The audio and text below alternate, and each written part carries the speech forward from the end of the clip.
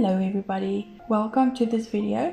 Hope you're all keeping well and safe. Today's video is going to be a quick one as with the others.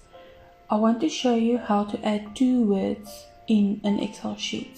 For instance, over here you will see I have the name and the surname separate, but I would like to add them together in one column.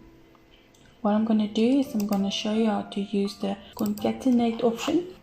So we're going to start with our equal sign and then we're going to type in concatenate. Then you'll see over here the function will pop up for you and then you can double click on that.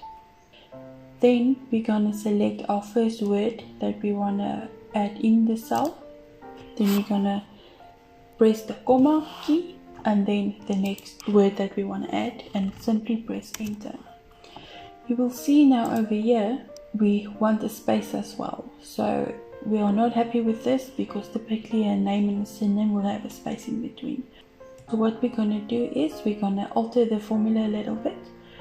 We are going to click just after the comma and we're going to add an inverted comma, then a space, another inverted comma, and then we're going to add a comma as well and then press enter. So there you will see our name and our surname is in one column with a space. So then we are simply going to use our flash fill and you see there all the names and surnames are combined.